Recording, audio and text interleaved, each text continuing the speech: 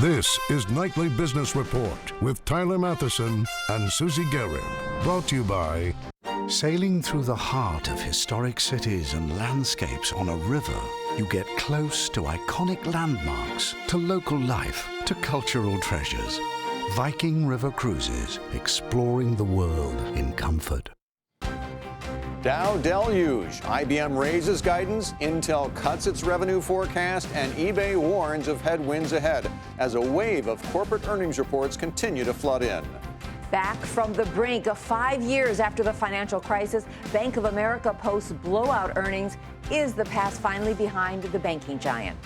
Bernanke speaks, and when that happens, the market usually moves a lot. But that wasn't the case today. Have investors finally gotten the message? All that and more tonight on Nightly Business Report for Wednesday, July the 17th. Good evening, everyone. I'm Susie Garrett, along with my colleague Bill Griffith, and Tyler will be coming on in just a few minutes. Topping our news, two tech titans, both Dow components with different earnings stories tonight. After the market close, IBM reported strong quarterly earnings, but Intel's numbers disappointed. With more on the details, Seema Modi joins us. So, Seema, let's start with Big Blue. Yeah, well, these are two very important reads on the tech sector. Let's start with Dow component IBM, as its results are many times used by the street as a barometer for measuring IT and corporate spending. While its second quarter earnings dropped due to weakness in its hardware and services sales, its earnings per share of $3.91 still managed to beat Wall Street expectations, and that's why the stock is moving higher after hours. Revenue came in lower than estimates at $24.9 billion. IBM also raised its full-year outlook. CEO Ginny Rometty says IBM delivered a strong performance in higher value software and mainframe businesses. Rometty also says she expects continued improvement through the second half of the year for the Big Blue. Now, a slightly different story for Intel. Second quarter revenue of $12.8 billion missed street expectations due to weakness in its PC division. Earnings of 39 cents a share, though, did come in line with analyst consensus. The semiconductor player's outlook for the current quarter came in shy of what was expected, forecasting sales of $13.5 billion. Now, over the past year, analysts have voiced their concern regarding Intel's delayed entry into the smartphone space. Intel's new CEO, Brian Krzanich, in the press release wrote he's made it Intel's highest priority to create the best products for the fast-growing ultra-mobile market segment. He also said that personal computers will become a hybrid of the PC and the tablet. So that'll be something interesting to watch. And it'll be interesting to see how investors react to all this information tomorrow. Absolutely. Seema, thanks for coming along. Very good, Seema. Thank you. Well, after also reporting this evening was eBay. The online auction company's profits grew year over year, but they were shy a penny of estimates. Revenue rose 14%, but CEO John Donahoe also warned of headwinds in Europe and in Korea in the second half of the year. eBay also trimmed its estimates for the current quarter. Shares dropped in after hours on the news, trading on those comments on Donahoe as well. And we also heard from another member of the Dow after the bell, American Express. Second quarter profit rose nearly 5%, beating estimates by a nickel a share as spending by cardholders grew 7%. American Express shares were lower before its earnings came out on news the European Commission is considering a plan to sharply cut lucrative debit and credit card interchange fees that are charged by companies like Visa and MasterCard. The proposal calls for a 0.2% cap on all debit card transactions and 0.3% for consumer credit card transactions. American Express finished the day at $76.80. Both MasterCard and Visa rose. On Wall Street today, investors were focused on Washington and what Ben Bernanke was telling Congress about the economy. They were reassured by the Fed chairman's comment that there's no set timetable for pulling back on the central bank's bond buying stimulus plans.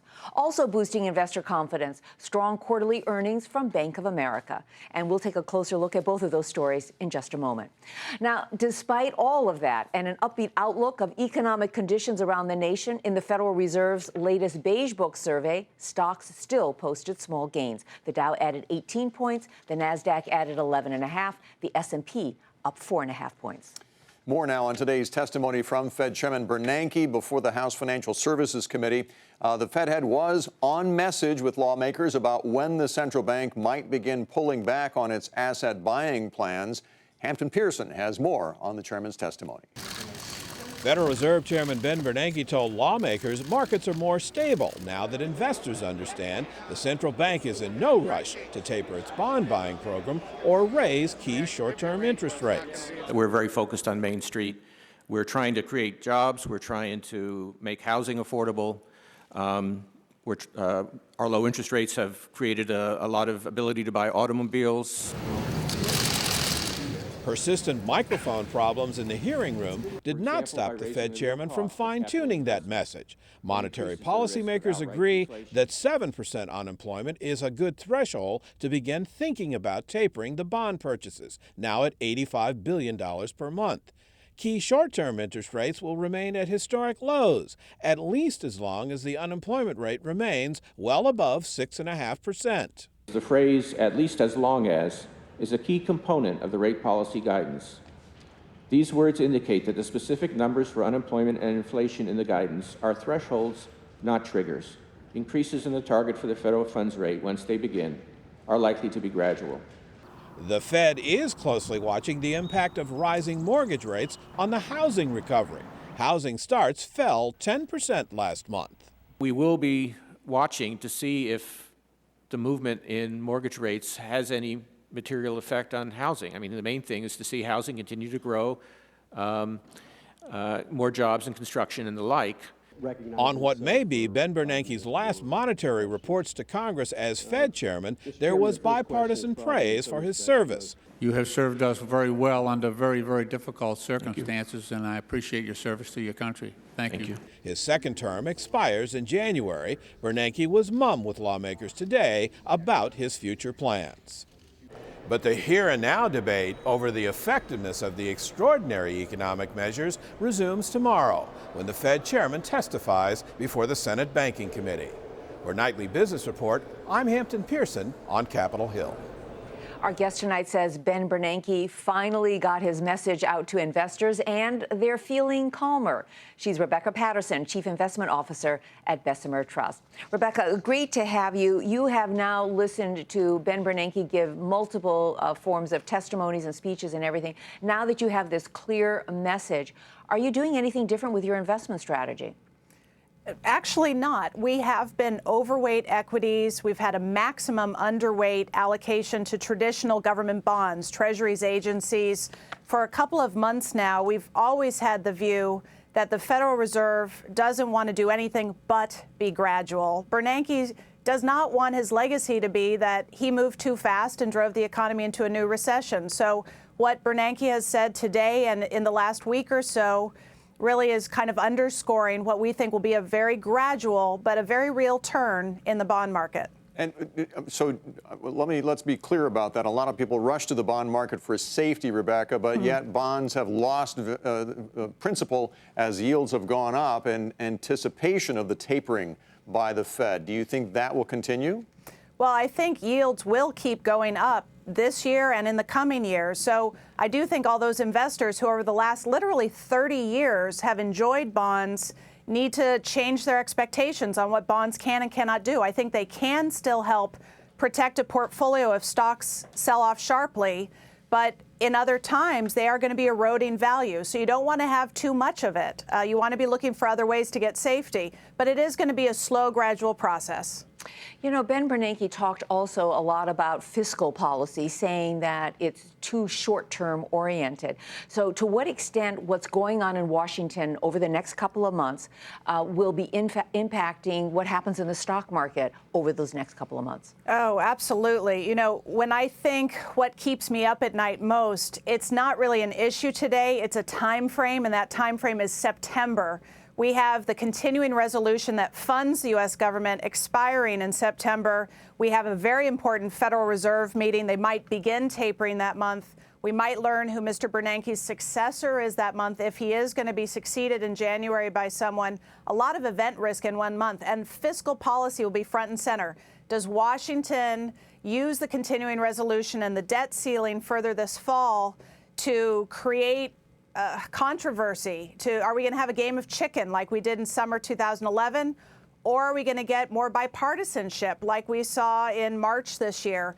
Depending on how that plays out, I think that's going to either help equity markets go higher or possibly give us a pretty ugly pullback. So September is going to be a critical month to watch. Well, in the meantime, you do have to put clients' money to work. Which way are you going? Do you go with the cyclicals, anticipating that growth, or do you stay defensive ahead of time, just in case? Well, for the moment, we are optimistic. We're going to give Bernanke the benefit of the doubt. There's a lot of risk around the exit from quantitative easing, but as we keep seeing decent signs on housing, on autos, the consumers holding up despite higher taxes, Europe stabilizing somewhat. We are overweight equities. We're overweight U.S. equities. So we're riding along, but we're staying nimble enough that if we get closer to September and things aren't looking so pretty, we can pull back at least on a temporary basis. A lot of good information. Rebecca, thank you so much for coming on the program. Thank you. Rebecca Patterson, Chief Investment Officer at Bessemer Trust. Now, we all know that paying for college is not cheap, but student loan debt just crossed a new threshold. Total outstanding federal student loan debt has now topped $1 trillion. That, according to the government's Consumer Financial Protection Bureau, and that's more than the total outstanding debt on credit cards and car loans. And when you add in private loans, that total debt tops $1.2 trillion. Looking at some housing news today, applications for new mortgages and refis fell again last week, down more than 2.5%, as higher loan rates cut into demand for new loans. Meanwhile, housing starts tumbled in June, down nearly 10% on a huge drop in demand for multifamily apartment buildings. Now, one bright spot, though, permits for future construction hit a 5-year high on growing demand for more single-family homes. Bank of America, a big originator of home loans, and today that company posted a surge in profits. The nation's second largest bank said that higher revenue from its trading division and lots of cost cutting helped boost its bottom line. Today's report pushed the stock to multi-year highs, but while the earnings look was good on the surface, the bank's troubled past may not be completely behind it. Kayla Tausche is with us tonight covering the story for us. So how different is Bank of America today compared to where it was? Is it in better shape financially? It's far healthier, Bill, than it was several years ago, than it was even a year ago. Just in this most recent quarter, Bank of America got 200,000 bad loans off of its books. It also shifted $1 billion in legal reserves that it had to cover some of those loans from those reserves into its normal balance sheet. They've had a lot of legal costs, but it does look like now they're returning capital to shareholders. They're starting to invest in the business again, and they're meeting all the regulatory capital ratios that they need to. This is a far healthier company. But let's talk a little bit more about some of these legal costs, because they still are not all resolved, and they have a big chunk, $8.5 billion, something like that. So, I mean, what could go wrong in that area? Well, let's be clear. They've already reserved or put aside $8.5 billion to cover that settlement, which was from a couple of years ago. It's still in court right now. There's expected to be a ruling from the judge on whether that $8.5 billion is enough, whether it needs to be higher. It could go higher. That could be costly for Bank of America. We expect a decision on that in a couple months. But remember, this is a bank that has spent nearly $50 billion to get out of the woods with a lot of these issues from the financial crisis. It's spent a lot of money. The good news is it's near the end. It can count on one hand the number of lawsuits that are outstanding. That doesn't sound like a great thing, but it is for a bank that's had this type of troubled past. That's for sure. Now, when you compare it to its rivals, Citi, JP Morgan Chase, revenue wasn't as strong for B of A. What's the difference there? Why? Bank of America is one of the banks that was hit the hardest by the low rate environment. We know what happened the last 2 weeks of June. There was incredible volatility as people were wondering what Ben Bernanke and what the Federal Reserve would do with its policy. Bank of America, I guess, had very competitive rates on their loans, very low rates on those loans, didn't make as much in interest revenue as they had previously. They also had some volatility on the fixed income trading side. They lost some money there where some of their peers actually fared better. Real quick question. Brian Moynihan, who's a CEO, he's been under attack all these years. Could he turn the bank around? Does he have board support? Does he have a strategy that investors like? He has board support. He's built the board to a broader group of financial executives with restructuring expertise, with expertise turning around a big, unwieldy company into something that actually can be a profit machine. He's hired a lot of people in the investment bank to do more deals with big corporations when they're ready to do them. He's putting more loan officers in the branches, even though they have fewer branches, hoping that when consumers start to borrow again, they'll borrow with Bank of America. An amazing story. Kayla Tausche, thanks for spending part of your birthday with us tonight. Thank you. See you later. Still ahead, why a big American company that many investors own is now the target of an influential short seller. But first, a look at how the international markets closed today.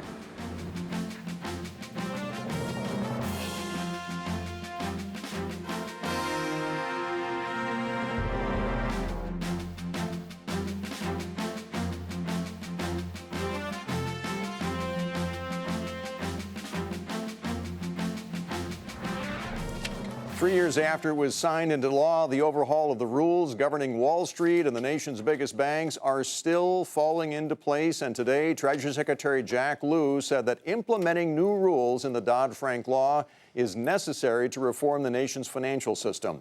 Meanwhile, Preet Bharara, U.S. Attorney for the Southern District of New York, his jurisdiction does cover Wall Street. He said even the biggest banks and their top executives have to follow those rules. Going forward, we'll measure our progress in weeks and months, not in years. And much of our remaining work will be completed in the next 5 months. Let me repeat, by the end of this year, the core elements of the Dodd-Frank Act will be substantially in place. I don't think anyone is too big to indict. No one is too big to jail.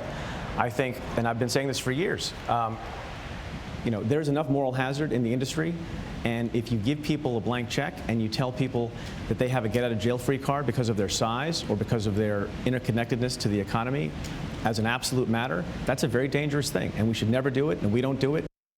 The Treasury Secretary and U.S. Attorney made those comments at the CNBC and Institutional Investor Delivering Alpha Conference. Tonight, we want to take you inside the annual conference where top money managers and Washington insiders speak their mind.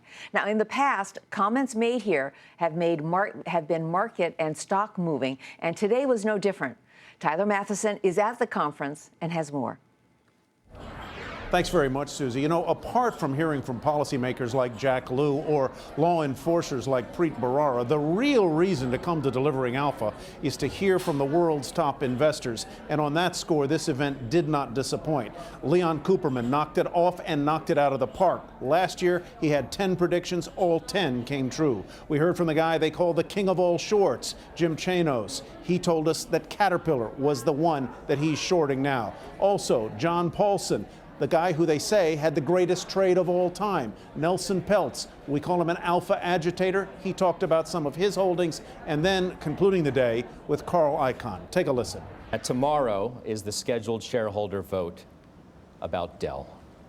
Right. What's going to happen? I'm not allowed to tell you. Let's go on to the next one. Yeah, right. No, I think we're feeling pretty. We obviously have some insights about it. We feel pretty good, but the SEC doesn't want you to go and comment. SandRidge has the potential for doubling, and if the price of oil and gas moved appreciably lower, they can go bankrupt. So, risk and reward. We are short Caterpillar Inc. Iconic American company, leader in its class, but tied to the wrong products at the wrong time in the cycle. I still feel buying a home is the best investment any individual can make. Affordability is still at an all-time high. It still costs less to own a home after tax than it does to rent. And then you get lock in the rates with a fixed rate mortgage, then you get the benefits of appreciation. So if anyone bought a home last year, let's say for $100, you put down $20, today that home is worth $112. So you made $12 on a $20 investment, 60% return. I'm asking all the shareholders of Pepsi and Mondelez, get your cards and letters out and send them to the board of Pepsi and Mondelez to back this transaction. Because, Andrew, if the transaction is structured the way we suggest, Pepsi by 2015, our estimates say the stock is $175. It's 80-something today. So, Susie, all in all, Delivering Alpha was about ideas. News, on the one hand, from policymakers and folks like Preet Bharara, but ideas mostly that can help you make money in 2013 and beyond. Back to you. And here's how those stocks finished the day. Most were winners. SandRidge Energy, Coke, and Mondelez all closed higher, but shares of Caterpillar tanked on Chanos' comments, and Dell was also lower. Turning now to Market Focus, we begin with Yahoo. Shares surged more than 10% today as investors zeroed in on Yahoo's 24% stake in Alibaba, Profits and revenue in this China-based e-commerce company are booming, so analysts upped their targets for Yahoo based on that performance. Investors piled into Yahoo, betting on a big Alibaba IPO down the road. Yahoo shares traded on heavy volume, closing at $29.66 after touching a new 6-year high. St. Jude Medical was an S&P gainer despite posting lower profits, but the company reported better than expected sales and raised its outlook for the year. St. Jude rose more than 5%, touching a new high on more than 4 times normal volume. Several regional banks out with earnings. Bank of New York Mellon and M&T Bank each touched new highs on strong profits. M&T profits up 49% on mortgage revenues, while BNY Mellon's jumped 81% on investment gains and higher fees. M&T closed at $117.94, up a fraction, but shares of Bank of New York Mellon rose almost 2% to $30.92. Meanwhile, aircraft maker Textron, home to Cessna and Bell Helicopters, reported lower revenues, saying that business jet demand remains soft. Profits fell by 34% in the quarter. Textron restated its outlook for the whole year as a result and said that there were strong orders for helicopters. Shares were roughly flat on double their normal volume, closing the day at $27.74, up a penny. And toy maker Mattel's profits fell by 24% in the quarter on sales declines and impairment charges. Sales of Fisher-Price brands drooped, and the Barbie brand continues to be in a slump, but the company did announce an increase of $500 million in its buyback program. Shares of Mattel dropped almost 7% on 5 times its normal volume. It closed the day at $43.16. An executive from GlaxoSmithKline, you tried to say, may be feeling a bit overwhelmed right now. Chinese authorities have barred that British company's vice president of finance from leaving China. Officials there are investigating claims of bribery and corruption by employees of the UK pharmaceutical giant involving Chinese doctors, hospitals, medical associations, and government officials in order to boost drug sales and get regulatory approvals. And coming up a little later on the program, as competition among grocery stores heats up, you'll never guess what some are doing to get their hands on your food dollars. But first, let's get a look at how commodities, treasuries, and currencies performed today.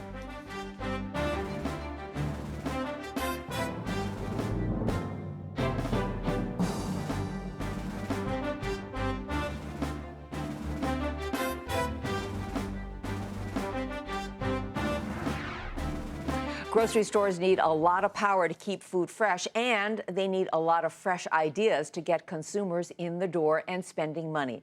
With increasing competition from dollar stores and lots of giant discounters, Courtney Reagan shows us how the grocery business is fighting for your business.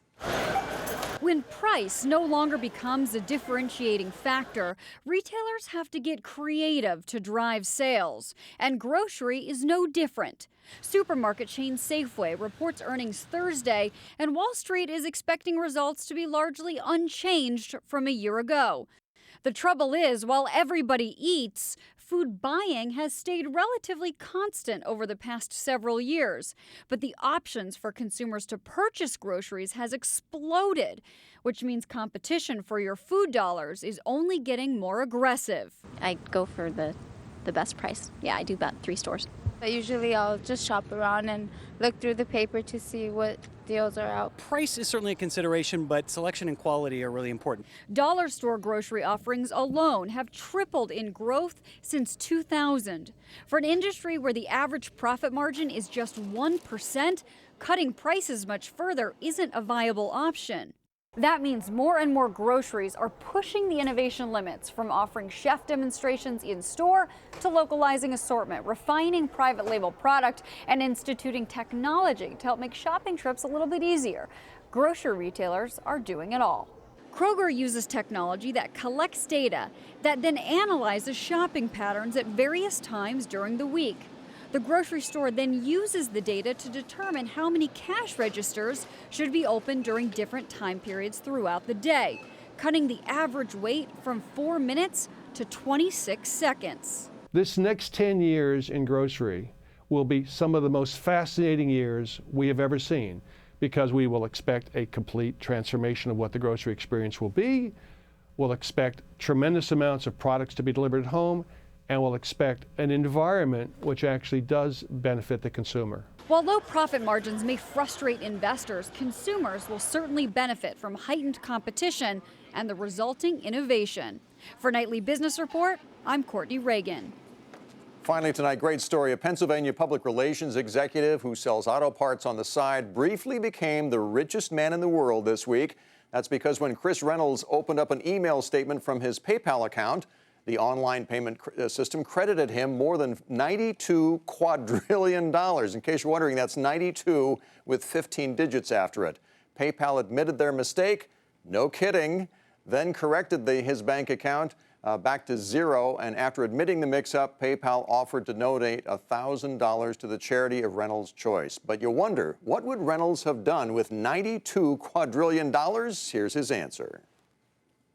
I would retire the national debt. I'm a kind of a responsible guy. I feel, a little bit of guilt over the debt. And then I'm going to buy the Philadelphia Phillies. So magnanimous. What would you do with 92 quadrillion? Oh, I'd retire the national debt and buy something else. I don't know. It wouldn't be the Phillies, that's for sure. That's Nightly Business Report for tonight. I'm Susie Garrett. Thanks for joining us. I'm Bill Griffith. Have a great evening. Tyler's back tomorrow night. Have a great one. See you tomorrow. Nightly Business Report has been brought to you by sailing through the heart of historic cities and landscapes on a river. You get close to iconic landmarks, to local life, to cultural treasures. Viking River Cruises, exploring the world in comfort.